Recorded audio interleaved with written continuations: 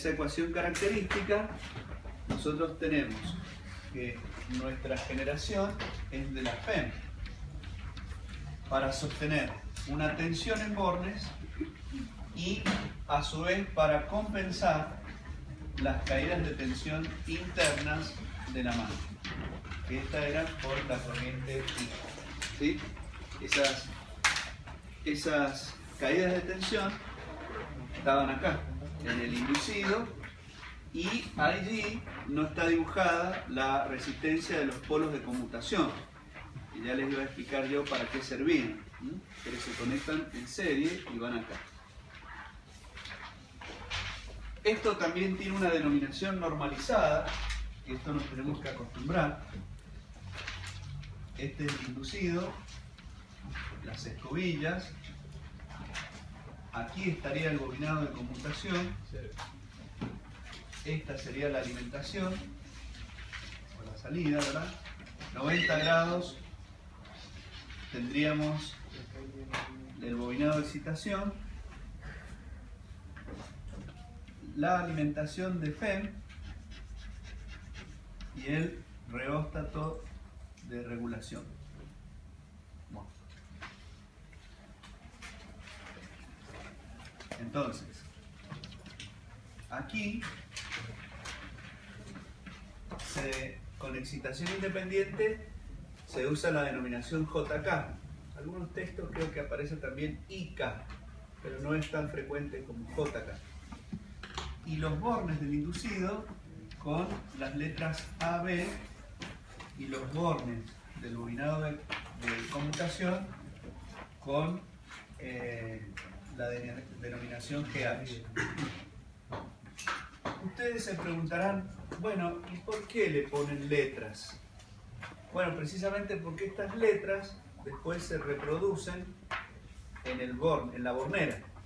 Entonces, en la bornera uno ve las letras AB, ve las letras GH, ve las letras JK y entonces sabe a qué bobina corresponde y puede hacer la conexión. Si no tuviera esa denominación normalizada de los bornes, bueno, tendría que con un tester buscar a qué borne pertenecen. Eso es incómodo, digamos. A veces se tiene acceso fácil y otras no tanto. Entonces, si uno ya lo tiene denominado en la bornera, es más fácil. La otra excitación se denomina excitación propia y consiste, acá tenemos dos generadores de corriente continua, donde para este generador esta excitación es independiente. Pero esa excitación independiente forma parte o es como la carga de este generador que está excitado en derivación. ¿Sí? Es decir, lo que sería la excitación independiente para este se convierte en la carga del generador primero. Este modo de conexión se usa mucho en las centrales generadoras. Esta línea en azul que ustedes ven allí representa el eje del generador con excitación en derivación y el eje del generador con excitación independiente son movidos por la misma turbina. Es decir, en la misma turbina, la turbina mueve la excitatriz, esta se llama excitatriz piloto, mueve a su vez la excitatriz principal y esta excitatriz principal le da corriente continua al alternador. Y el alternador es el que nos entrega la energía eléctrica en corriente alterna. Es decir, la turbina mueve tres generadores, dos de continua y el alternador propiamente dicho. La misma turbina, por eso está todo acoplado en el mismo eje. Repito, este generador que está excitado en derivación se llama generador excitatriz piloto. Y este otro, que es un generador excitado en forma independiente, se denomina generador con excitación independiente. ¿Sí? Todos acoplados sobre el mismo eje de la turbina que también mueve el alternador. La corriente continua que se obtiene acá se usa para excitar los campos del alternador. Ese modo de conexión es un modo tradicional. Existe un modo, digamos, más moderno que reemplaza estas máquinas por diodos de estado sólido. ¿Sí? Es un esquema más moderno. Este esquema es más convencional, pero bastante efectivo y permite, a través de la autoexcitación de este generador, generar la excitación para la excitatriz piloto. Ese sería el esquema, ¿no? Bueno, la ecuación característica es muy similar a la anterior. Yo tengo que generar una FEM sosteniendo una tensión y una caída de tensión RI más RC multiplicado por la corriente. ¿Sí? La misma ecuación. Luego tenemos la máquina con excitación en derivación. Esta máquina ya es un poco más compleja y requiere un poquito más de atención. Que esté excitada en derivación, ¿qué significa? La rama que tenemos a la derecha representa la rama de la carga. La rama que tenemos a la izquierda representa la rama de la excitación. Son dos mallas. La malla de la derecha, donde está la carga. La malla de la izquierda, donde está la excitación. Entonces, ¿cómo funcionaría esto? En el primer momento, esa llave está abierta.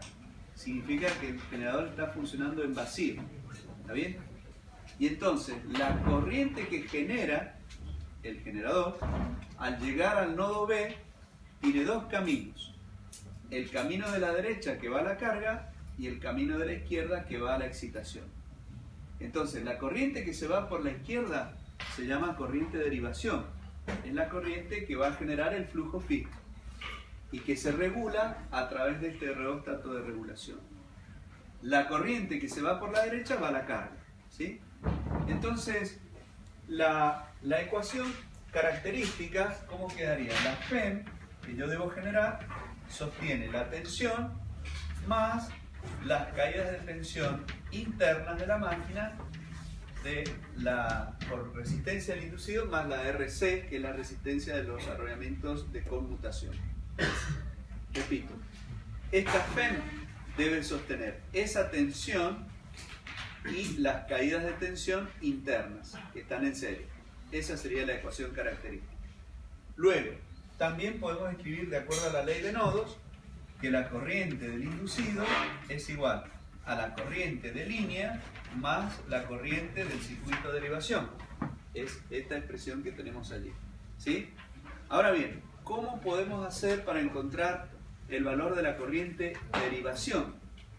Para encontrar el valor de la corriente de derivación, podemos decir que la tensión U está dada entre B y H. Esa es la tensión U, ¿sí? Esta tensión U es la misma que entre B y H.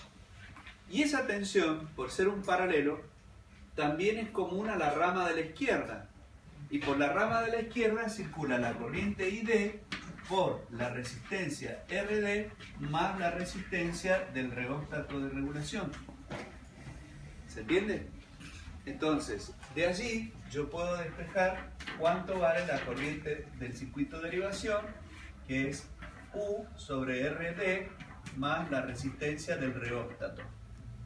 Así calculo la corriente de la rama que se va por el circuito de excitación. Como la resistencia del reóstato es variable, yo variando esta resistencia puedo variar la excitación. Y variando la excitación puedo variar el flujo. Y variando el flujo puedo variar la FEM, manteniendo las revoluciones constantes. ¿Ven cómo se opera? Así se hace operativamente la obtención de la FEM. Bueno, Bueno, la denominación normalizada de bornes, a los bornes que están en derivación se le asignan las letras C y D, ¿sí? Mientras que los demás bornes quedan como están, no se tocan.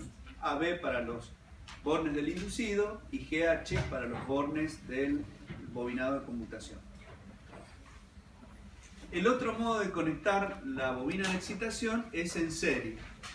¿En serie con quién? Y en serie con el inducido. En serie con el inducido.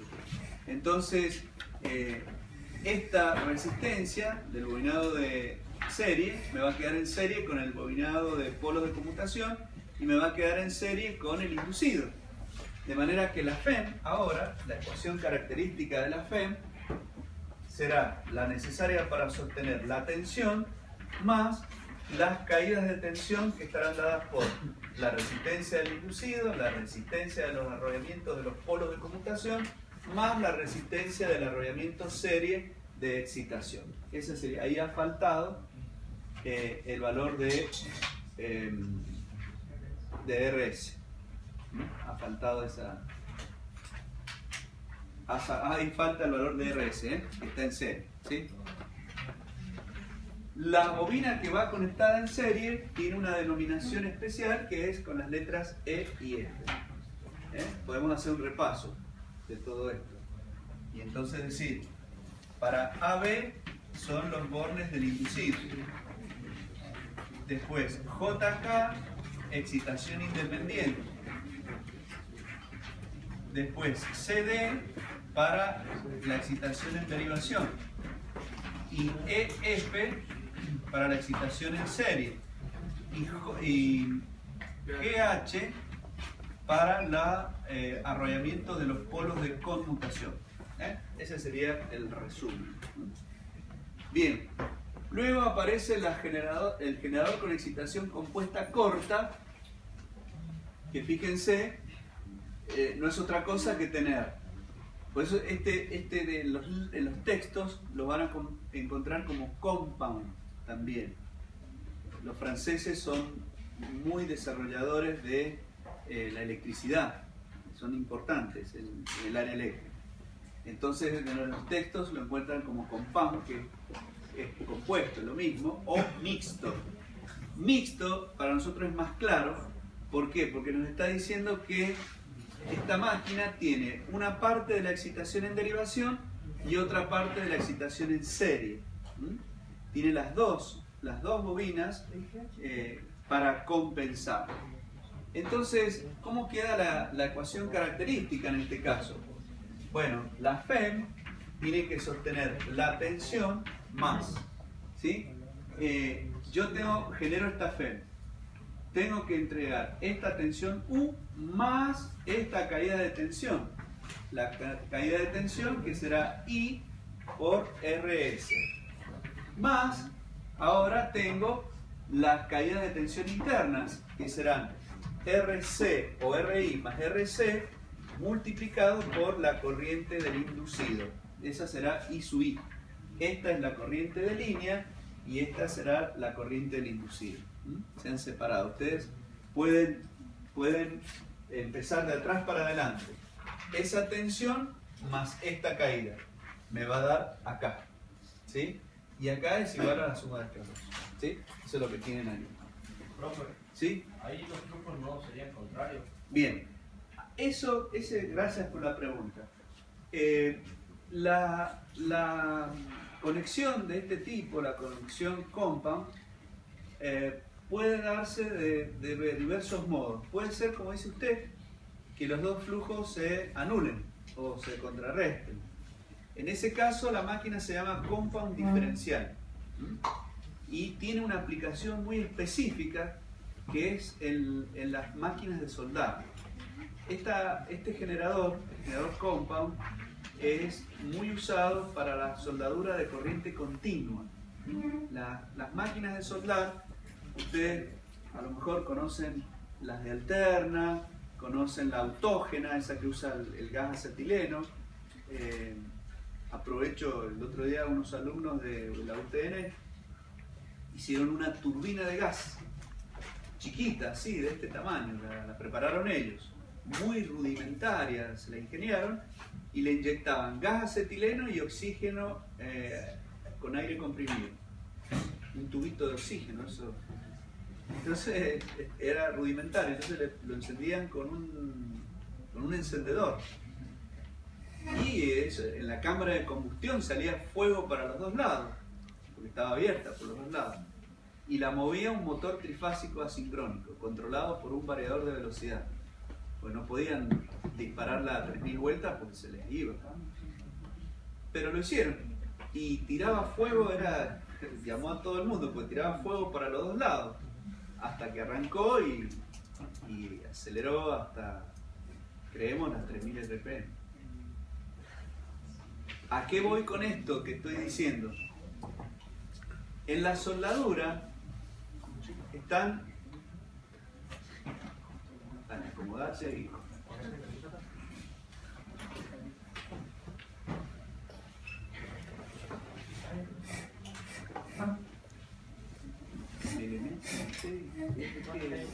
el acomodador. Las soldaduras pueden ser de corriente continua o de corriente alterna. Rápido les digo. Pueden haber soldaduras con material de aporte y hay soldaduras sin material de aporte. El material de aporte, que a veces ustedes han visto, es un alambre que se va fundiendo y le va aportando para sellar el lugar que yo quiero que se suelde. Cuando no hay material de aporte, yo lo que hago es fundir los metales para que ellos mismos aporten material a la soldadura que se ha fundido. En ese caso puede generarse una atmósfera de gas inerte, y en ese caso la soldadura se llama TIG, Tungsten Inert Gas, y hay otra que se llama MIG y otra que se llama MAG. Hay de distintos tipos dependiendo de la atmósfera que se va a generar. Esas son automáticas, pero son de alterna. Algunas son de continua. Las de continua vienen con diodos que rectifican la corriente y permiten hacer la soldadura. La de continua es de mejor calidad porque la corriente no pasa por cero y entonces el arco no se apaga. Permanece siempre encendido y no hay variaciones de temperatura que producen temples durante la soldadura. Esa ventaja se aprovecha con el generador de corriente continua. Generalmente esto se usa en los pozos petroleros. La soldadora va montada dentro de una camioneta que lleva el generador movido por un grupo. Entonces el generador de continua, que es genera la corriente continua que alimenta, sirve para soldar, para hacer la soldadura. El arco eléctrico que se produce entre el electrodo y el elemento que voy a soldar es un cortocircuito. Y el generador con excitación compound diferencial tiene la ventaja que al oponerse los flujos se anulan rápidamente y esta tensión se hace cero. O sea, llega al cortocircuito de forma muy rápida. Eso es lo que hace falta que suceda durante el proceso de soldadura, porque precisamente cuando se produce el arco eléctrico, allí hay un cortocircuito, por eso la intensidad es alta y genera el arco suficiente para fundir el metal. En ese punto la tensión es cero y se consigue con un generador de este tipo, pero compound diferencial, como lo está diciendo usted. Hay otros generadores que son iguales a donde los flujos no se restan, sino que se suman. En ese caso se llama compound adicional. ¿Sí? Los flujos se suman y obtengo yo una FEM mayor, que puede ser hipercompound, ¿sí? Para generar una tensión superior a la tensión nominal para compensar las caídas de tensión de una línea de corriente continua. ¿Está? Así que eso que usted está diciendo existe y se hace. ¿Sí? Bueno, esa sería la ecuación característica. Y además nosotros podemos decir lo siguiente, ¿no? Entre el punto B y H, yo tengo una tensión, ¿sí? Entre esos dos puntos tengo una tensión. Esa tensión yo la puedo calcular por la rama de la izquierda si quiero, porque entre estos dos puntos puedo irme por la rama de la izquierda y decir que esa tensión vale ID por RD más la resistencia del reóstato de regulador. Es esa rama. Pero también me puedo venir por la rama de la izquierda. Y si me voy por la rama de la izquierda, es la corriente de línea por la resistencia serie, RS, bueno, no hace falta el paréntesis. I por RS más U, o sea, U más I por RS. ¿sí? Esto es también BH. Bueno, eso es lo que está diciendo la igualdad que tienen ahí, ¿sí? Como las dos tensiones deben ser de la misma, BH calculada así o calculada por acá. De ahí sale esa igualdad.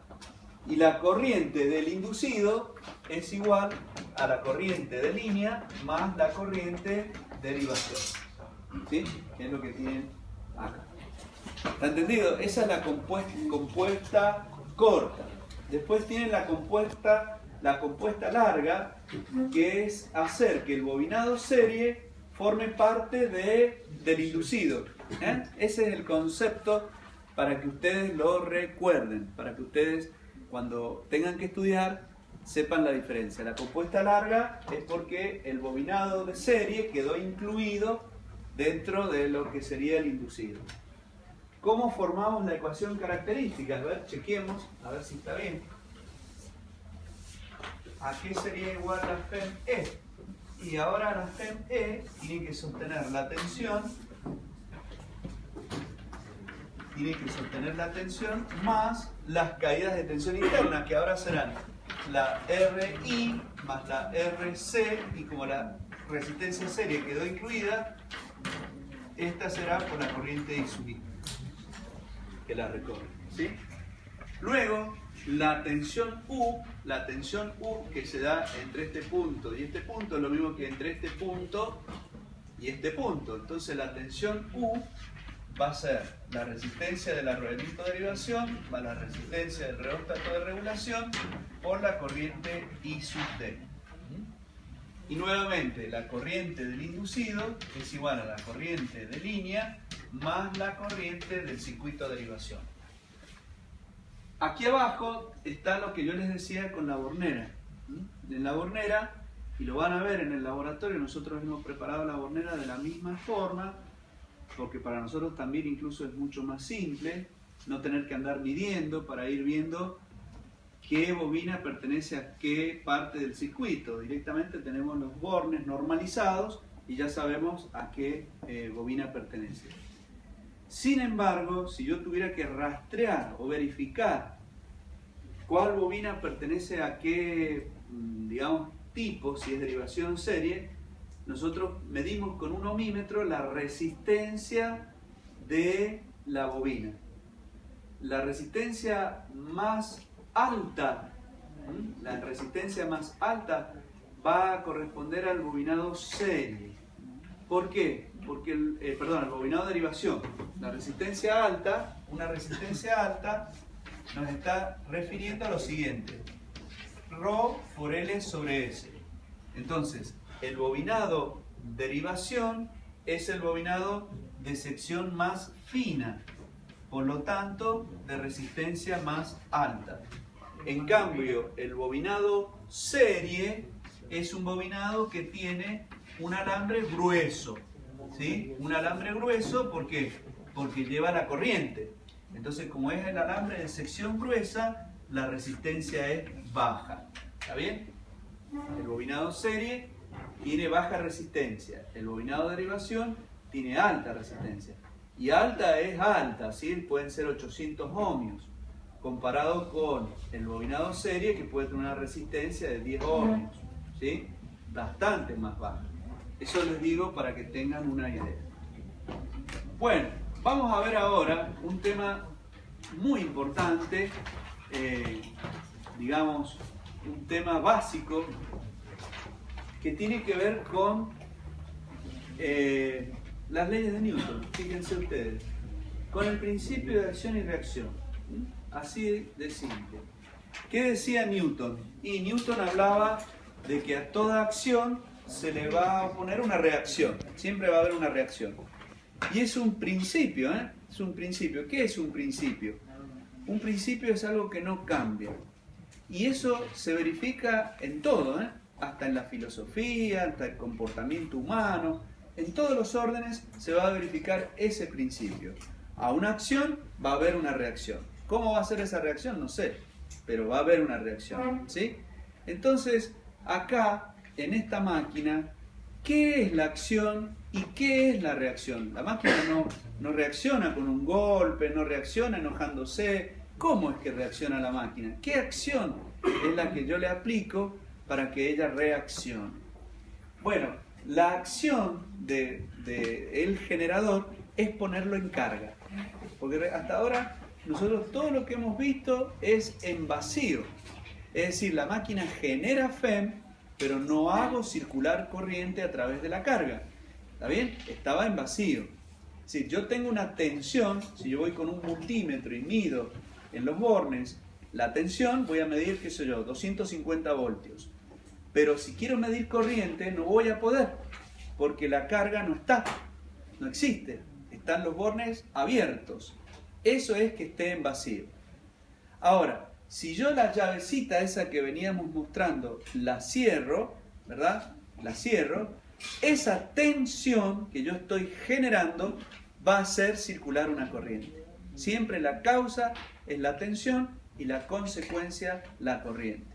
¿Cuándo hay corriente? Cuando el circuito se cierra. Mientras el circuito no se cierre, no puede haber circulación de corriente, por más que yo tenga tensión. ¿Está claro? Entonces, con la tensión y el circuito cerrado, yo voy a tener corriente.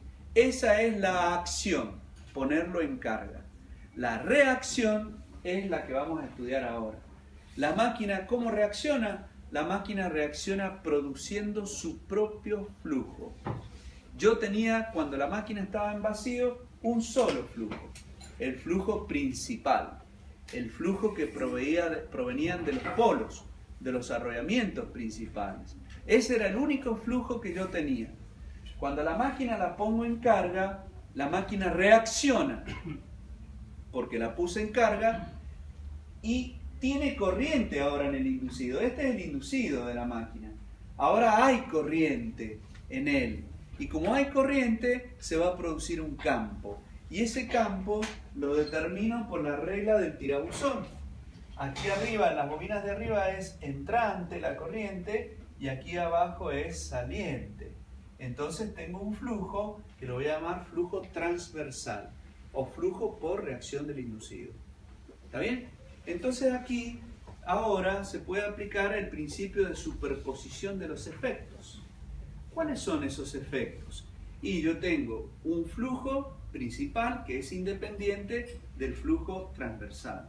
Entonces, si a esos dos flujos, por el principio de superposición de los efectos, los sumo, voy a obtener un flujo resultante, que es este. Acá lo tienen, el flujo resultante. Ese flujo resultante lo que hace, entre otras cosas, es provocar una distorsión en el flujo principal, haciendo que las líneas de campo se concentren más en unas zonas que en otras.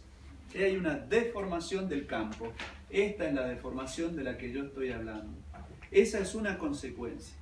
La otra consecuencia es que este flujo, el flujo por resultante, actuaría como si fuera una fuerza, haciendo que la línea neutra eléctrica se desplace. Ahora la línea neutra se desplaza respecto de la línea neutra geométrica. Cuando la máquina estaba en vacío, la línea neutra eléctrica y la línea neutra geométrica eran coincidentes. Eran las dos coincidentes. Ahora, cuando se produce la reacción del inducido, esa línea neutra se desplaza. Muchos de ustedes se estarán preguntando, ¿y por qué? ¿Y qué? Y no entenderán nada. Dirán, ¿por qué dice que se desplaza? ¿Por cómo se da cuenta que se desplazó? ¿Solamente porque existe el flujo? No, hay cuestiones más lindas, más interesantes para ver eso. Supongamos que este es el inducido, ¿no? Este es el inducido de la máquina. Entonces, por supuesto, el inducido está lleno de bobinas, ¿sí? Todo el inducido tiene bobinas. Yo voy a dibujar las bobinas en las ranuras para hacerlo más rápido. Entonces, claro, todo el inducido tiene sus espiras, sus bobinas. Alrededor de toda la periferia del inducido, yo voy teniendo mis bobinas, ¿sí? Por supuesto, en el centro tendré el colector. El colector que dijimos que estaba formado por delgas, ¿sí? Y allí estarán rozando las escobillas. Bueno, todo lo que ya sabemos, ¿sí? Estas serán las delgas. Entonces, ¿qué pasa? Está medio desprolijo, pero bueno, quiero ir rápido. Entonces, ¿qué pasa? Acá tengo los polos de la máquina, los polos norte y sur, ¿verdad? Los polos norte y sur. Los polos norte y sur, ¿sí? Bien, entonces, ¿qué sucede? Si la máquina, supongamos, está girando en este sentido, por la regla de la mano derecha, el flujo atraviesa la palma, la velocidad es hacia la derecha, entonces acá toda la FEM es entrante. Mientras estemos por la parte superior de la máquina, en sentido del polo norte, va a ser entrante. Acá, en la línea neutra, cuando la máquina está en vacío, no pasa nada. La línea neutra eléctrica está acá. ¿Por qué no pasa nada allí? Y porque habíamos visto que el plano de la espira se ubicaba paralelo al flujo. Entonces ahí no había inducción de FEM. Por eso se llamaba línea neutra eléctrica. Hay 0 volt cada vez que la bobina pase por este lugar, va a haber 0 volt. ¿Está bien? Eso es lo que quiere decir. Entonces, y en la parte inferior, por supuesto, la FEM es saliente. Acá es punto. Eso es lo que yo estoy diciendo. Eso cuando la máquina está en vacío. ¿Sí? Cuando la máquina está en vacío, está pasando eso. Y entonces, el flujo que yo tengo es este. Es flujo principal. Ese es el flujo que tengo en la máquina. ¿Sí? El flujo principal. Cuando la máquina se pone en carga, lo que pasa es que acá va a aparecer un flujo que se llamaba phi sub t. ¿Quién lo produce este flujo? Y la corriente que ahora circula por esta bobina genera un flujo en este sentido. Genera un flujo en este sentido. Genera un flujo en este sentido. ¿Sí? Que es el flujo transversal. Entonces, cuando yo lo sumo al flujo principal, que lo tengo acá, me genera este flujo, que es el flujo resultante. Ese flujo resultante, les acabo de decir yo, genera como si fuera una fuerza, un desplazamiento de la zona neutra. O sea que la zona neutra ahora pasa a estar acá. Esa es la línea neutra eléctrica nueva. ¿Sí? Un desplazamiento de la línea neutra eléctrica. ¿Por qué genera inconvenientes eso? Porque fíjense que cuando la línea neutra eléctrica coincidía con la línea neutra geométrica, ¿por qué se llama geométrica? Y porque es el eje de simetría. La máquina quedaba dividida en dos hemisferios, en donde en uno las corrientes eran entrantes y en el otro eran salientes, sin ningún problema. Pero fíjense que ahora, por ejemplo, acá se mezclaron cruces con puntos y acá se mezclaron cruces con puntos. ¿Qué significa eso? Y ahora significa que las cruces, supongamos, son más 5 volt y los puntos son menos 5 volt. El delta U ahora ya no puede ser 0. El delta U va a ser de 10 voltios. ¿Sí? Como las escobillas siguen en esa posición, donde antes la conmutación, es decir, el paso de una delga a la siguiente se hacía con 0 volt, ahora se hace con más 10 voltios. Esa tensión entre las delgas que se están conmutando, porque esto está girando, esto está quieto. Entonces cuando pasa de esta delga a la que sigue, ahí es cuando se conmuta. Y entonces esa conmutación se está haciendo, en lugar de hacerlo con 0 voltios, se está haciendo con 10 voltios. Esos 10 voltios generan chispa, generan un arco eléctrico. Y como esta máquina está girando, ese arco eléctrico se transforma en un aro de fuego. Literal, así como se los estoy diciendo. Se forma un aro de fuego. Una continuidad de arcos eléctricos forma un aro de fuego, que es dañino para la máquina, la puede romper. No es deseable eso. Ese es otro de los efectos de la reacción del inducido. Se va a manifestar así. Ahora la tensión, la conmutación se está haciendo con chispa, con arco eléctrico, ¿verdad? Debido a que pasó esto, se mezclaron cruces con puntos. Ya no es prolijito como lo tenía antes, cruces de un lado, puntos del otro. ¿Qué se hace para solucionar? Eso además de la distorsión, porque el campo se distorsionó. Eso es lo que acabamos de ver. ¿Se entiende hasta acá? ¿Hasta acá me van siguiendo? Entonces ahora vamos a ver, estos son los problemas. Estas son las situaciones que provocó poner en carga la máquina. Poner en carga hizo que circulara corriente por acá, y al circular corriente apareciera este campo en azul, que se suma al campo principal, que me da este campo resultante y que hace que la zona neutra se desplace un cierto ángulo beta. Ese desplazamiento produce diferentes tensiones entre las espiras que se están conmutando, lo cual produce un arco eléctrico en el colector. Ese es el fenómeno de la reacción del inducido. ¿Cuál es la solución? Bueno, una de las soluciones es hacer el llamado decalaje de escobillas. Se decalan las escobillas, se mueven las escobillas. Las escobillas antes estaban en la línea neutra geométrica y ahora se desplazaron hacia la nueva línea neutra. Esa es una operación que hay que hacer desde afuera, la tenemos que hacer nosotros. Mover las escobillas se llama decalaje de escobillas a esa operación. Cuando yo hago esa operación, el campo también se mueve. Y ahora el campo, digamos, lo voy a hacer afuera para que no se arruine el dibujo. Ahora lo que estoy haciendo es que acá tenía el flujo principal, ¿verdad? Ahora el flujo del inducido se movió en esta dirección, siguiendo la zona neutra nueva, eléctrica nueva. ¿Qué sucede? Ahora ese flujo yo lo puedo descomponer según sus componentes rectangulares y obtener un flujo que se va a llamar flujo lineal y otro flujo que le voy a llamar flujo transversal propiamente dicho. O sea, reemplazo este por estas dos. ¿Sí? Entonces, fíjense lo que va a suceder. Este flujo se opone a este. Quiere decir que, como son opuestos, se disminuye. Entonces voy a tener acá un flujo nuevo, principal, menor. Ah, y eso ya me está diciendo algo. Me hace ruido. ¿Por qué me hace ruido? Y me hace ruido porque yo sabía que la FEM era función de la constante, el número de revoluciones y el flujo. Si el flujo disminuyó y yo mantuve las revoluciones constantes, la reacción del inducido me provocó una disminución de la FEM. Estoy generando ahora menos FEM.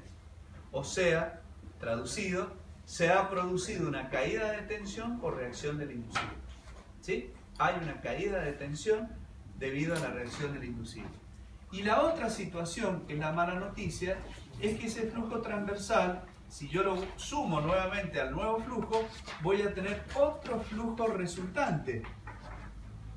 Y ese flujo resultante nuevo provocará otro movimiento de la línea neutra eléctrica. Consecuencia, no solucioné nada. Lo que puedo haber hecho simplemente es mitigar el problema. Puedo haber disminuido el chisporroteo, pero el problema no lo soluciono totalmente. Mientras siga habiendo carga, va a haber reacción del inducido y yo voy a tener consecuencias por esa reacción del inducido. Lo que puedo hacer es mitigar el efecto, que ese chisporroteo que originaba el aro de fuego ahora sea más leve, pero va a seguir estando. Y repetir el proceso de mover las escobillas tampoco serviría de nada. Pero no termina nunca.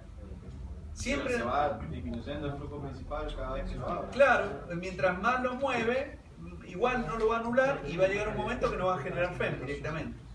O sea, no hay forma, digamos, de eliminarlo por completo. Lo que puede hacer usted es disminuirlo. Las consecuencias las va a disminuir. Usted en realidad lo que hace es mover las escobillas hasta ver que el chisporroteo sea mínimo. Y con eso ya dése por satisfecho. ¿Entendieron? La otra situación todavía puede ser más grave. ¿Cuál es? Y que esta corriente de la carga varíe. O sea, tome más corriente. Y si tomo más corriente estoy en otra situación. ¿Se dan cuenta? Voy a generar más desmagnetización y voy a generar más corrimiento. ¿Lo ven? No se soluciona el problema. ¿Se dan cuenta? Es una reacción. Depende de la acción que yo le doy, es proporcional a la acción que yo le ejerzo. Si yo le pido más corriente, voy a tener más flujo por reacción del inducido, voy a tener más caídas de tensión por reacción del inducido, voy a tener más chisporroteo. ¿Se dan cuenta? Esos son los problemas que genera la reacción del inducido. ¿No se corrige? No, totalmente no, porque la reacción sigue estando, mientras usted accione sobre la máquina, va a haber una reacción. No la va a eliminar. Lo que sí usted puede hacer es mitigar los efectos. Mitigar los efectos significa, uno de ellos, disminuir el chisporroteo. Bueno, esta serie de soluciones, entonces uno dice, bueno, entonces no hagamos nada, porque en definitiva todo lo que hacemos al final no logramos mucho y no corregimos todo, entonces no hagamos nada. No, lo que se puede hacer también es agregar, ¿qué cosa? ¿Qué eran estos? Los interpolos, exactamente. Ahí acá aparecieron, para los que han venido siguiendo la clase, claro, aparecieron los interpolos. ¿Qué hacen los interpolos? ¿Cómo los conecto? Para que la reacción sea proporcional a la acción, ¿cómo los tendría que conectar? En serie. En serie con el inducido, para que a la acción que sea de la corriente, la reacción sea proporcional. Entonces, al colocarlos aquí, yo genero un flujo en este sentido, que ayuda a neutralizar el flujo por reacción del inducido. Entonces yo lo compenso y entonces, por ejemplo, ahora supónganse me caiga por acá. Me caiga por acá. Entonces la resultante ahora va a ser por acá y entonces el ángulo va a ser menor. No voy a tener tanto chisporroteo, no voy a tener que decalar tanto las escobillas, no va a haber tanta desmagnetización. ¿Se dan cuenta lo que he logrado? No lo solucioné al problema, no lo anulé totalmente, pero lo mitigué bastante. Es la solución más adecuada. Ahora sucede otro inconveniente. Bueno, todos son problemas. Y sí, para eso estamos los ingenieros, para resolver problemas. ¿Cuál es la situación que ahora se nos va a presentar? Bueno, se llaman interpolos. Interpolos significa que va entre los polos. Para poder poner un polo entre dos polos, tiene que haber ¿qué cosa? Dígalo. Espacio. Así de simple. Tiene que haber espacio, si no, no voy a poder poner nada. La solución de colocar los interpolos o polos de conmutación se utiliza para máquinas grandes, máquinas de cierta potencia. Para máquinas pequeñas, donde no hay espacio, no se pueden colocar los interpolos y la solución es decalar las escobillas. ¿Está bien? Entonces, si ustedes miran en una vista superior la posición de las escobillas, van a ver que siempre están entre 5 a 7 grados respecto de la perpendicular que yo les estaba haciendo. ¿Se acuerdan que yo les decía perpendicular a la línea de donde estaban las escobillas estaban los polos? Bueno, ahora van a ser 5 a 7 grados de diferencia. No van a ser 90 grados, sino van a ser 84, ¿sí? Bueno, ¿está entendido hasta acá? Bueno, si me van siguiendo, avanzo. Bueno, acá tienen los efectos, está visto de otra forma, pero es lo que yo acabo de decir. La otra consecuencia es que, fíjense, la onda de FEM, la del campo, mejor dicho, que después va a repercutir en la onda de FEM, nosotros en el caso sin reacción del inducido era así, era una onda plana. Ahora cuando sucede la reacción del inducido y había más concentración de líneas de un lado que del otro, ese campo se deforma y aparece ahí como B y C, se ha deformado, porque hay más concentración de un lado que de otro. Entonces en algunas espiras voy a tener más FEM que en otras. Ya no todas van a producir el mismo valor de FEM, entonces la onda ya no va a ser tan de pulsos, sino que van a haber algunos pulsos que van a ser más grandes. Bueno, aquí están las soluciones, acá los efectos, 15 amperios-vueltas y acá 50 amperios-vueltas. Aquí, dependiendo de la corriente del inducido, es el flujo. A mayor corriente del inducido tengo mayor reacción de dilución. Lo que yo les expliqué recién, que variaba con la corriente que yo le pedía a la carga. Bien, vamos ahora a otro de los problemas que algo les he anticipado, porque mientras he explicado aquello, les introduje sin querer el tema de la conmutación. Vamos a analizar ahora qué es la conmutación. La conmutación no es más ni menos que cuando la escobilla, la delga, perdón, esta delga, está en contacto con la escobilla y pasa a la delga siguiente. Cuando de esta delga pasa a la siguiente. Eso es conmutar. Y en realidad es más que eso, porque, por ejemplo, esta delga de 0 pasó a menos. O esta de más pasó a 0. De más 5 volt pasó a 0. De 0 pasó a 5. ¿Ven? Para poder estudiar el fenómeno hay que seguir una sola delga, una sola bobina, pues si no, no se puede estudiar. ¿Está bien? Hay que seguir una. Y eso es lo que vamos a hacer hoy. Acá tienen un esquema que generalmente los alumnos nadie lo entiende. ¿Sí? ¿Por qué? Y porque para llegar a eso hay que primero pasar por otros lados que, claro, como esto es una clase de 40 minutos, no se puede, ¿cierto? Va, 1 hora y media. Entonces, fíjense lo que les voy a... Si me prestan atención, tranquilo, despacito, lo vamos a hacer. Esto normalmente no lo hago, pero bueno, lo vamos a hacer ahora. Vamos a hacer una máquina sencilla. ¿Sí? Vamos a hacer una máquina sencilla. Bueno.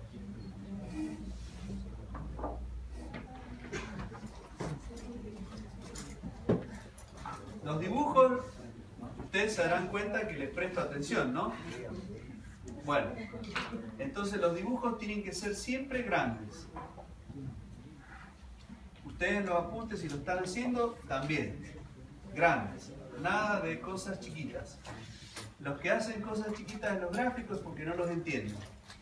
Ocultan lo que no entienden. Se habrán dado cuenta que es así, ¿no? Le hacen unos detallitos que no se ve nada porque no lo entienden. Entonces no saben lo que están haciendo. Entonces háganlo grande. Son dos bobinas.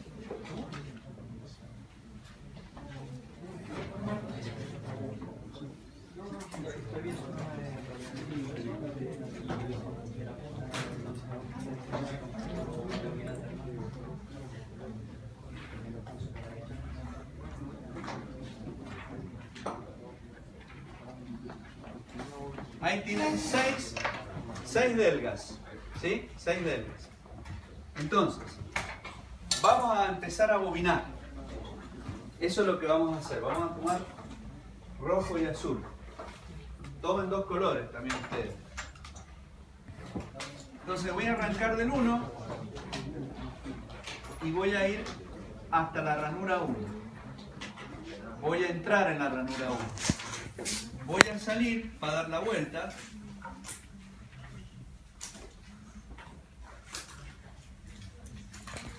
Y voy a salir por la ranura siguiente. 1, 2, 3, 4, 5, 6, 7, 8, 9, 10. Y de la 1 voy a salir y voy a ir a la delga siguiente. ¿Sí? De la 2 voy a ir a la 3. Voy a entrar por la 3 y voy a salir. Ah, me faltó una acá. Claro. Sí. Entonces, 9, 10, 11, 12. Entonces voy a salir de la 9 y voy a volver por detrás y salir por la 10. Sale de la 10 y se vuelve a la 3. Sale de la 3 y entra por la 5. Sale de la 5 y va a salir por la 12. Sale de la 12 y entra a la 4. ¿Está? Primer bobinado. Ahora se van a dar cuenta por qué el dibujo es. Porque este no se va a entender nada. Ya no se está entendiendo. Entonces, esto aparece en los libros de bobinados. Ahora voy a salir de la 1 y me voy a ir a la 6. Va a entrar por la 6 y va a salir por la 11. Va a salir de la 11 y se va a ir a la 6. Va a salir de la 6 y se va a ir a la 4. Va a salir de la 4 y va a ir a la 9. Va a salir de la 9 y se va a ir a la 5. Va a salir de la 5 y se va a ir a la 2. Va a salir de la 2 por atrás y se va a ir a la 7. Va a salir de la 7 y se va a ir a la 4. Y ahí quedó. Ese es el bobinado de dos, digamos, de dos ramas. Fíjense, no se asusten. Tienen la primera, la segunda y la tercera. Tienen la 1, 7. Tienen la 3, 9. Y tienen la 5, 11. Ese es un grupo. El rojo. El rojo. 11. Ah, sí, lo he puesto al revés. 1, 8. Sí, exacto. 1, 8 es 1 par. 1, 8, 3, 10, 5, 12. Perdón. 3, 10, 5, 12. Y el otro grupo, el que está en azul, es 2, 7, 4, 9, 5, 6, 11. Todos puestos en paralelo con las delgas del colector, que ¿qué números son? Fíjense donde entran dos colores. La 4 y la 1. Ahí está hecho el paralelo. Porque ahí entran los dos colores. ¿Ven? Y ahí se separaron las dos ramas. Por una entró y por la otra llegó. Ese es el esquema. Por supuesto, es muy complicado seguirlo. No es tan fácil. Entonces lo que se acostumbra es cortar la máquina. Se corta el inducido. Se lo corta y se lo abre. Entonces cuando yo lo corto y lo abro, aparece el modo de conexión. Uno va a ser este que voy a dibujar acá.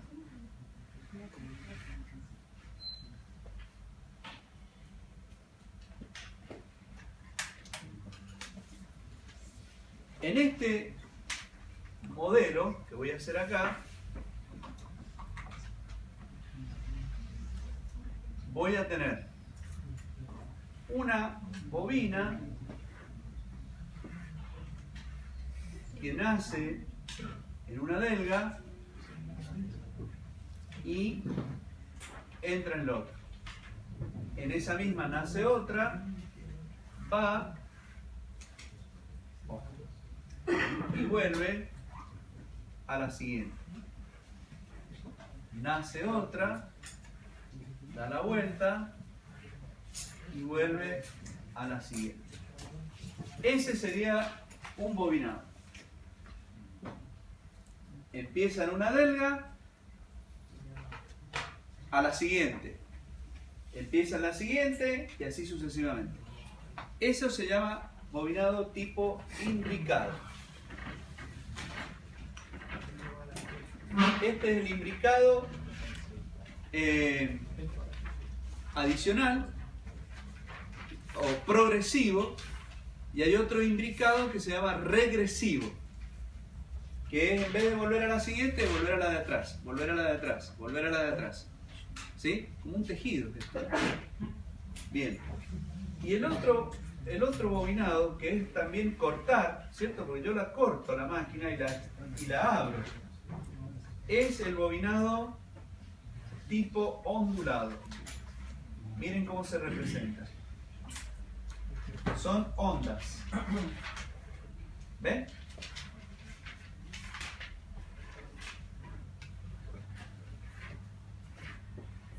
Entonces yo tengo un paso del colector que va contando el número de delgas que hay entre conexión y conexión. Este se llama ondulado. ¿Entienden por qué se cortó la máquina? Es como si yo la hubiera, acá la he cortado y lo he abierto. Y ahí puedo ver eso. ¿Sí? El colector es este. Y las delgas son estas, ¿ven? La 1, la 2, la 3, la 4, la 5, la 6. Vamos a poner 6 a la séptima. Entonces, la 1, la 2, la 2, la 3, la 4, la 5 y acá me faltó un espacio, ¿ven? Hay que ser muy prolijo para hacerla exactamente. La 3, la 4, la 5 y me va a faltar.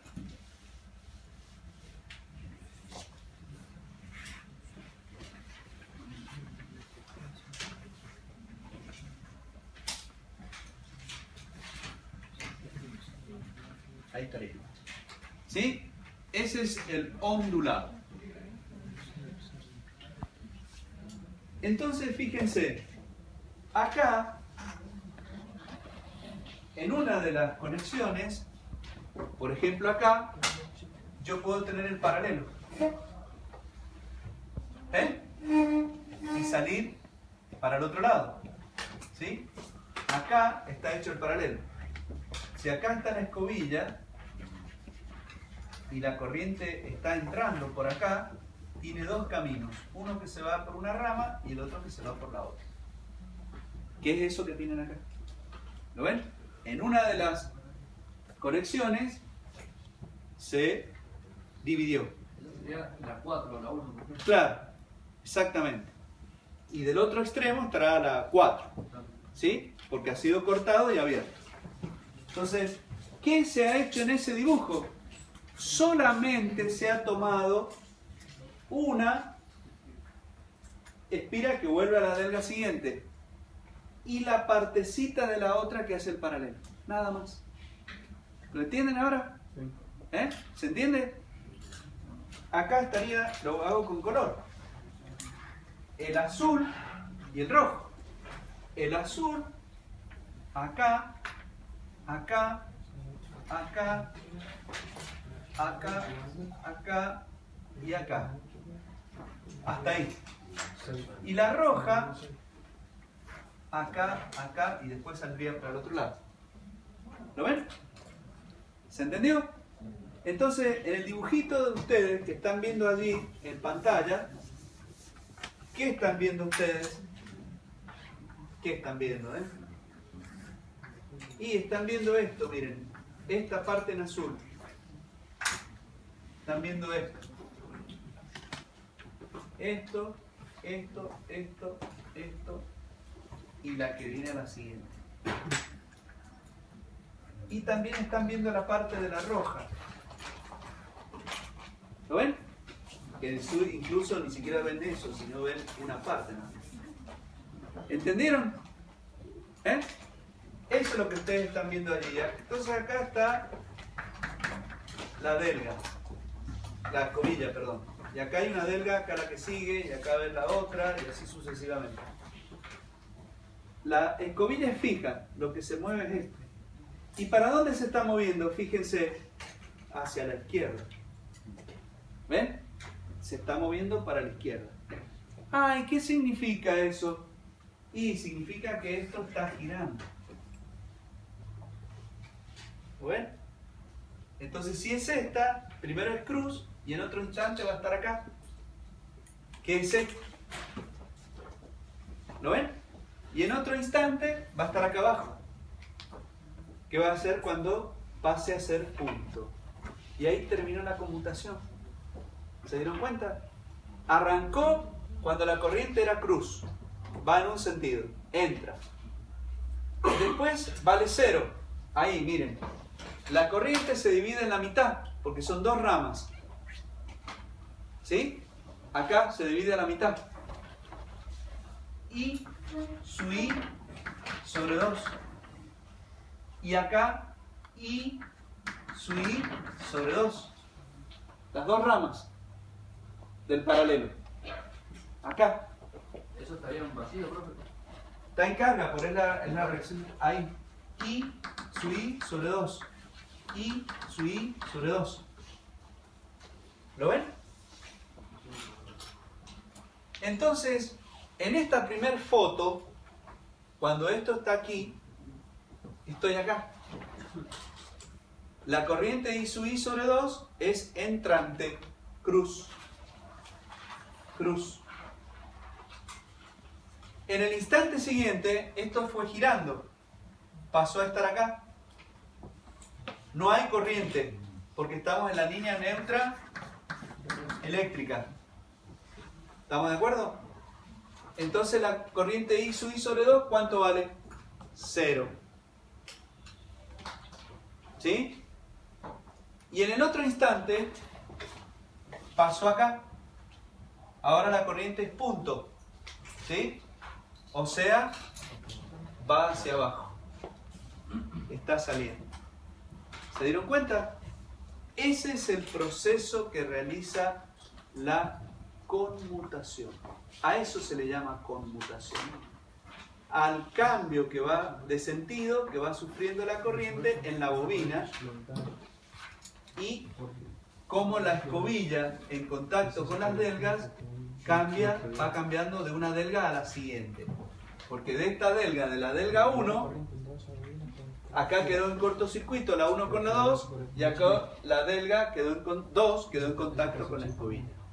¿Por qué? Porque lo que se mueve también es esto, ¿eh? ¿Lo ven? ¿Se entiende? ¿Sí? Bien. ¿Cómo sería si continuara eso en ese caso? Y sería cruz. Y pasás a otro juego. En vez de 1-2, la 3-4, la 5-6. Claro, pero se sigue repitiendo ese patrón. Sí, porque esto va girando. No cambia eso. Hasta que dé la vuelta completa. ¿Entienden?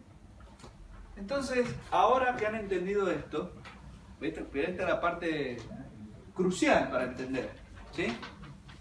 Ahora que han entendido esto, veamos, estudiemos el fenómeno. Fíjense, en primer lugar, la corriente varió. Yo podría graficar esa variación de corriente. Podría graficar esa variación de corriente y decir lo siguiente. La corriente pasó en un tiempo t de valer más I sub I sobre 2, pasó a valer menos I sub I sobre 2. En un tiempo que le llamo tiempo o periodo t.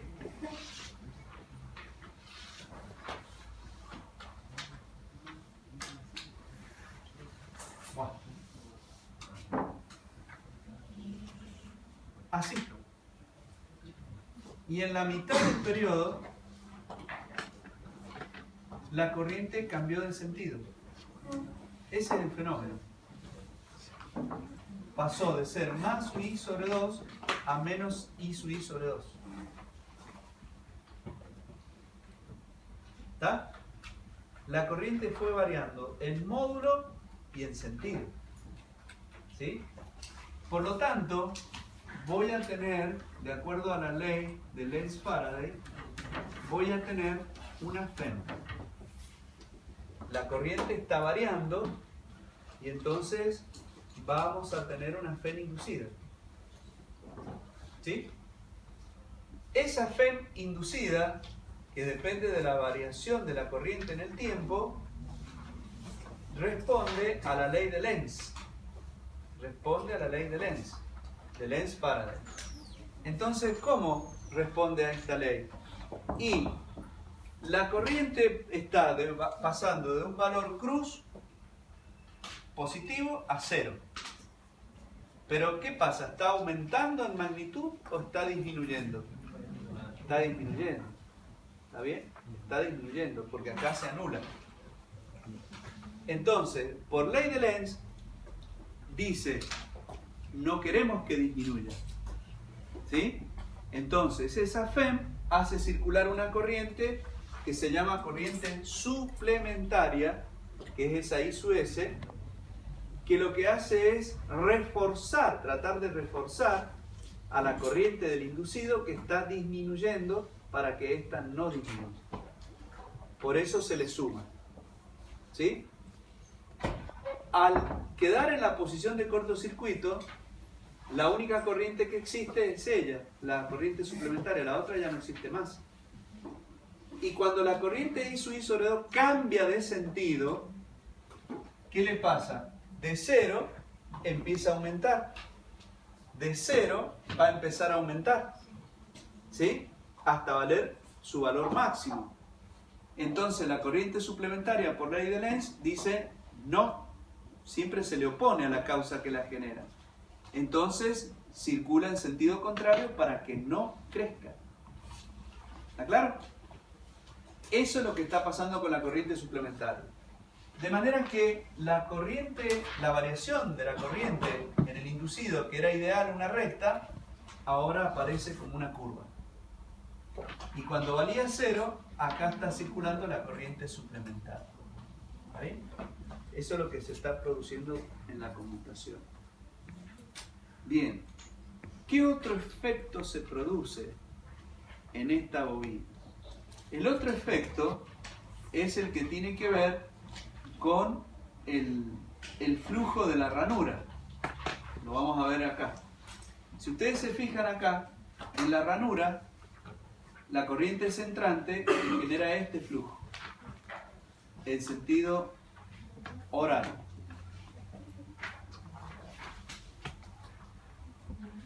Pero cuando es punto, genera este otro flujo, sentido antihorario. O sea, que también voy a tener una FEM producida por la variación del flujo en el tiempo, el flujo de ranura, que va a inducir otra FEM. Y esa FEM va a hacer circular otra corriente, que es esta otra que está en línea de trazo acá, que provoca todavía un retraso aún mayor en la conmutación. Y ustedes dirán, ¿y ese retraso qué significa? Y ese retraso significa que la conmutación se va a hacer con chispa. ¿Por qué? Porque donde antes valía 0 la corriente, ahora tiene un valor. O sea que la conmutación de una delga a la delga siguiente, que antes se hacía con 0 voltios y 0 de corriente, ahora tengo una corriente, que es la suplementaria. Eso es lo que produce arco eléctrico, chisporroteo, debido a la conmutación. ¿Se dan cuenta? Profe, moviendo la escobeta y no seguimos eliminando nada. No, atenuás, pero no disminuís. Entonces, ¿cómo se solucionan estos problemas? Ahora tenemos que pensar en las soluciones. En el caso del primer problema, podemos trabajar sobre L, el coeficiente de autoinducción. Ese coeficiente L depende de N phi sobre I. Y nosotros sabemos que el flujo es proporcional, según la ley de Hopkinson, a esta expresión. Entonces, L será N sobre I por el flujo, que es la permeancia, por N por I. I con I se simplifica y llego a esta conclusión que L depende del número de espiras al cuadrado por la permeancia. ¿Qué quiere decir eso? Si yo quiero que esa FEM disminuya y tengo que disminuir L, ¿puedo trabajar sobre la permeancia? No, porque eso depende de la construcción de la máquina. Sí, lo puedo hacer, pero tendría que modificar el diseño de la máquina. Reducirlo por ahí. Supongamos que ya llegué al límite, no puedo hacer más nada. ¿Qué otra cosa puedo hacer? Trabajar sobre el número de espiras. Como está al cuadrado, si yo disminuyo el número de espiras por bobina, voy a disminuir bastante el coeficiente de autoinducción. Por lo tanto, la solución es hacer mayor cantidad de bobinas con el menor número de espiras. ¿Está bien? La solución sería hacer la máquina con un mayor número de bobinas con menor número de espiras por cada una. ¿Está entendido? Esa es una solución. La otra solución ya la habíamos visto. Era agregar los polos de conmutación o interpolos. ¿Sí? La tercera solución es la que ustedes están viendo acá. Como nosotros teníamos un flujo de ranura, lo que hacemos es, de estas tres ranuras, ranura cerrada, ranura semicerrada y ranuras abiertas, elegimos las ranuras abiertas. ¿Por qué? Porque al elegir ranuras abiertas le ofrecemos mayor reluctancia de aire al flujo de ranura. Entonces esta máquina se construye con ranuras abiertas. La otra solución para limitar este flujo de ranura es trabajar sobre el entrehierro, porque el flujo de ranura atraviesa el aire del entrehierro. Si yo le aumento el entrehierro, lo hago más grande, le estoy aumentando la reluctancia que le ofrezco a ese flujo. Entonces esta máquina tiene 4 arreglos. Primero, muchas bobinas de pocas espiras. Segundo, agregar los interpolos. Tercero, construirla de ranuras abiertas. Y cuarto, hacerla de entrehierros grandes. ¿Está bien? Todas esas soluciones ayudan a corregir los efectos de la conmutación y de la reacción del inducido. Aquí tienen el bobinado de conmutación que son los interpolos y que están conectados en serie con el inducido. ¿Ven? Lo mismo que yo les hice recién. Y acá los ven, ahí están los polos de conmutación.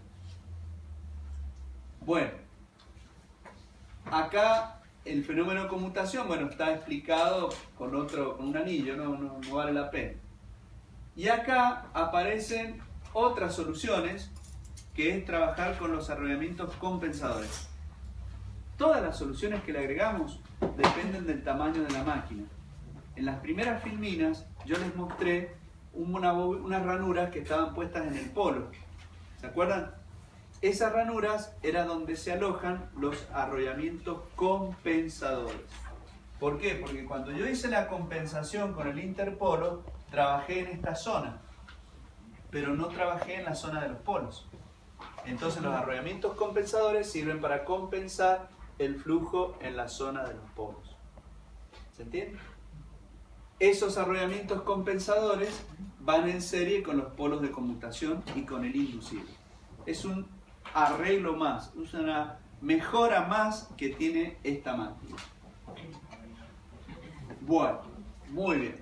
Hasta acá hemos terminado de ver los fenómenos, los problemas que tiene esta máquina, y de ahora en más lo que empezamos a ver es el ADN de la máquina. En electricidad y en electrónica en general, cada dispositivo que se estudia tiene una característica, ¿sí? Algo que lo identifica, algo que lo caracteriza en síntesis. O sea, para nosotros la característica es lo que define la máquina.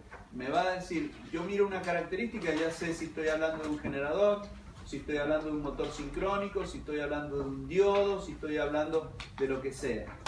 Miro la característica, o de un interruptor termomagnético, miro la característica y ya sé de qué se está hablando.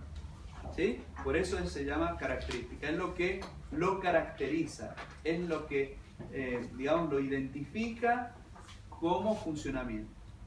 A eso nosotros le llamamos característica. Cuando ustedes escuchen decir a nosotros la característica, se está refiriendo a una curva. Y esa característica puede ser externa o interna. Externa o interna. Bueno, en primer lugar tenemos, vamos a irlas clasificando. La característica magnética. que es relacionar el flujo con la fuerza magnetomotriz. La característica en vacío, que es relacionar la FEM con la corriente de excitación. La característica en carga, que es variar la tensión en función de la corriente de excitación. La característica externa, que es la tensión en función de la corriente de carga. La característica de regulación, que es la corriente de excitación en función de la corriente que toma la carga. Esas serían todas las características que vamos a estudiar. Así se tienen que hacer un resumen ustedes, para saber cuál es cuál. Vamos a ver el generador con excitación independiente. En ese generador, el flujo, digamos, lo vamos a variar con la excitación. ¿Y el flujo de qué depende? Lo vimos acá, de la permeancia, el número de espiras y la corriente. ¿Sí? El N por I es la fuerza magnetomotriz. Entonces, el flujo es directamente proporcional a la fuerza magnetomotriz. Y la fuerza magnetomotriz vale N por la corriente de excitación. Entonces, si yo comienzo a trabajar la máquina sin excitación, yo tengo un cierto valor de flujo. ¿A qué se debía ese flujo que yo tengo sin tener corriente de excitación? Al magnetismo remanente de las masas polares. Debido al magnetismo remanente de las masas polares, yo tengo un magnetismo sin corriente de excitación. Por eso ahí, cuando vale 0, yo tengo un flujo AB. ¿Qué va a suceder? A medida que yo aumento la excitación, empieza a aumentar el flujo. ¿Hasta cuándo? Hasta que llegamos a un punto llamado codo de saturación, donde los imanes elementales de la masa polar, o del núcleo de hierro, se saturan. Y entonces, a medida que aumentamos el flujo, la fuerza magnetomotriz crece muy poco, que es esta curva que tienen acá, que es similar a la curva de magnetización del material, como la que vimos en los circuitos magnéticos. Esa sería la explicación de la curva. ¿Qué dice acá, por ejemplo? Si yo empiezo a aumentar la excitación a partir del punto C, ¿verdad?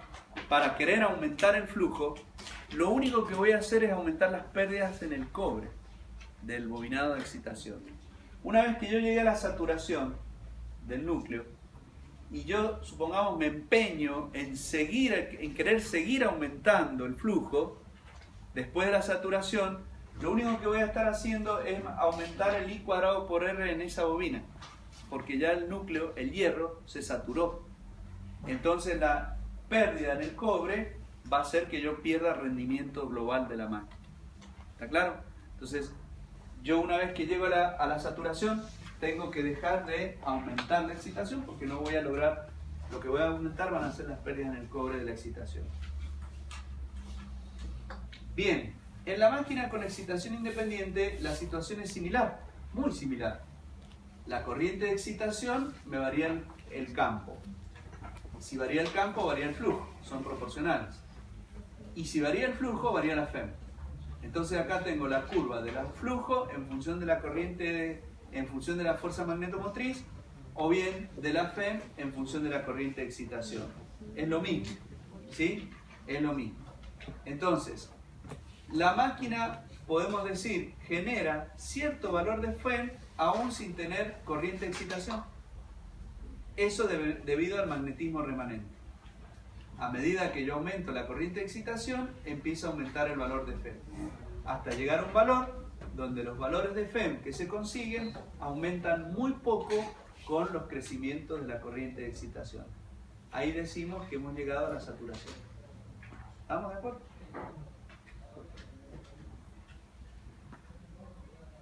En la máquina con la característica en carga es U en función de la corriente de excitación. Debido a la reacción del inducido, un punto cualquiera va desde A hasta B. Entonces, fíjense, esta es la característica en vacío, la primera. Cuando la máquina entra en carga, si yo aumento la excitación, ¿sí?, desde A hasta B, aparece una caída de tensión delta U, BC, ¿sí? Una caída de tensión BC, que es debido a las caídas de tensión internas de la máquina. Entonces, este punto B se cae hasta el punto C.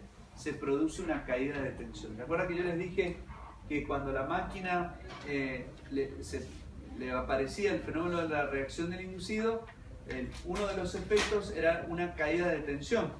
¿Se acuerdan que yo les comenté eso al principio? Bueno, acá es lo que ustedes están viendo. Ese delta U hace que, para compensar, digamos, si yo quisiera, yo estoy produciendo este valor de tensión.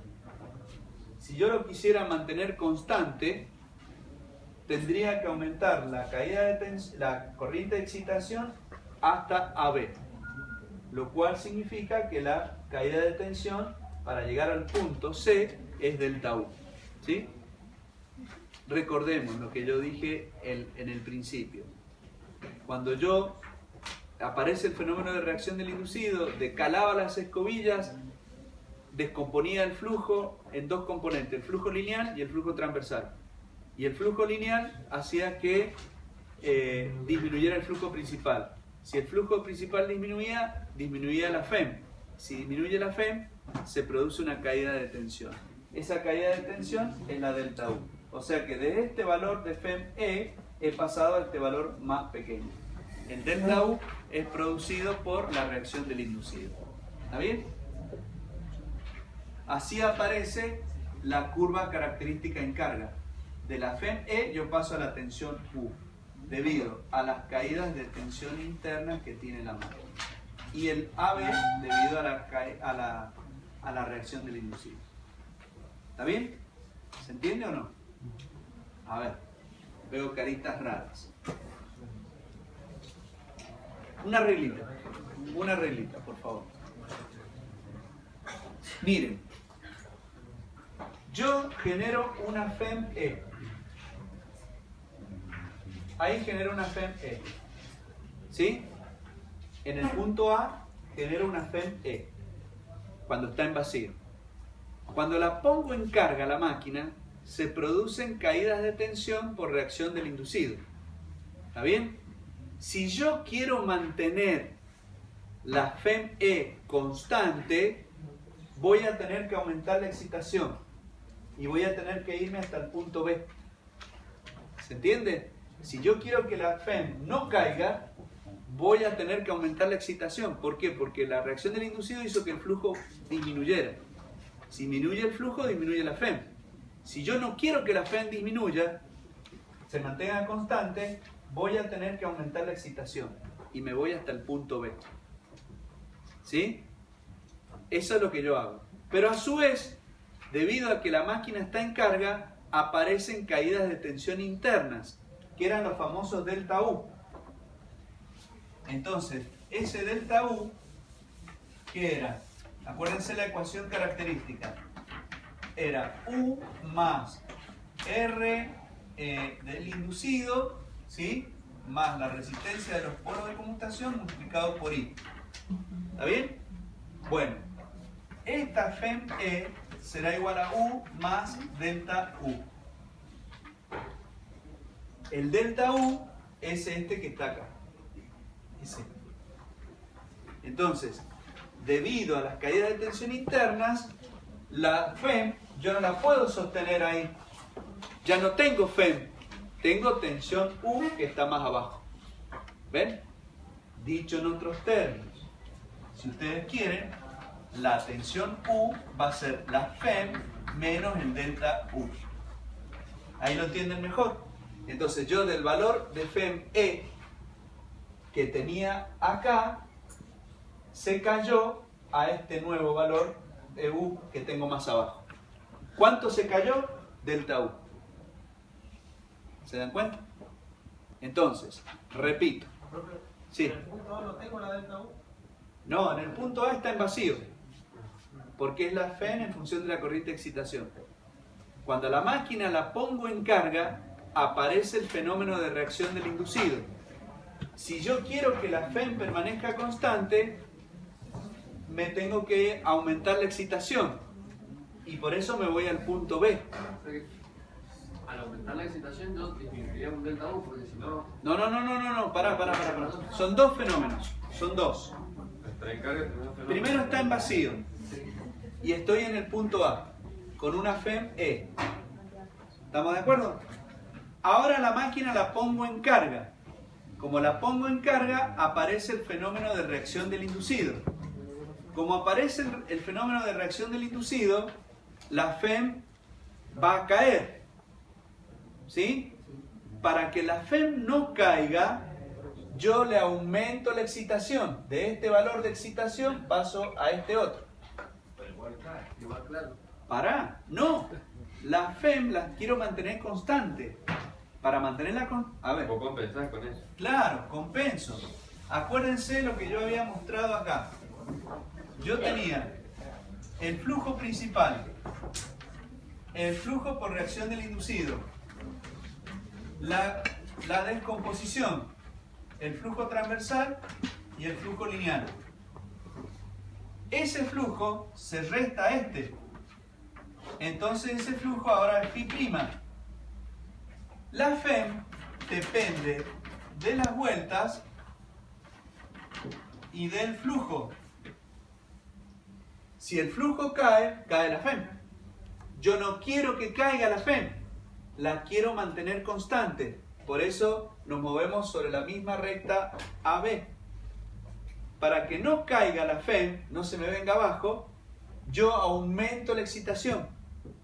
Aumentando la excitación, compenso esto. ¿Me entienden? Y llego hasta el punto B. Pero como la máquina está en carga, van a haber caídas de tensión internas, que la expresé a través de la fórmula. Tengo la RI más la RC por I. Ese valor es el que llamo delta U. Eso es lo que llamo delta U. Entonces, la tensión U nueva va a ser igual a la FEM menos el delta U. La tensión U nueva, que es el punto C, va a ser igual a la FEM, que es de acá hasta acá. Este valor es la FEM E. Si tú le restas el valor delta U, llegas a la tensión U, que es el punto C. ¿Te ubicas? ¿Sí? O sea que hay dos desplazamientos. Eso es lo que tienen que ver ustedes. Hay dos desplazamientos. Del punto A me tengo que mover hasta el punto B. ¿Por qué? Por la reacción del inducido. Lo cual implica aumentar la corriente de excitación. De una corriente de excitación de 3 amperes pasé a otra de 4. Y después aparecen las caídas de tensión internas. Debido al valor delta U, del punto B paso al punto C. Son dos movimientos. Primero hacia adelante y después me caigo. Y cuando pasé al punto C no me cayó la tensión. Claro, te cayó al valor de... Vos estabas generando un valor de FEM de 100 voltios y te caíste a 80. Profe, pero si no hubiéramos aumentado la excitación, Hubieras caído más, capaz que hubieras caído más. Capaz que hubieras caído 60. estaría sobre la misma curva de A, pero más para abajo. Claro, O sea, me voy exacto. por A, o sea, me voy de segundo más, sea, a De- la curva más abajo. Si vos no corregís, te vas a caer más, te vas a caer por acá, Ah, mirá. bien. O sea, cuánto corrijo depende de cuánto quiero resalir a los botas, qué tensión quiero. Claro. Acá bien, están razonando bien. De A caería hasta acá, miren. En cambio, como yo aumenté la excitación, caí hasta el C nada más. Si yo no aumento la excitación, me caigo hasta acá abajo. ¿Y podría aumentar la excitación hasta un punto en que no vaya delta U? Y Aumentar de más de... depende, porque esa acción es proporcional a la reacción del inducido. Siempre algo de atrás. No, acordate de lo que pasaba con la reacción del inducido. ¿La podías anular? No. Siempre vas a tener un efecto. Bien, ha llegado el profesor, así que vamos a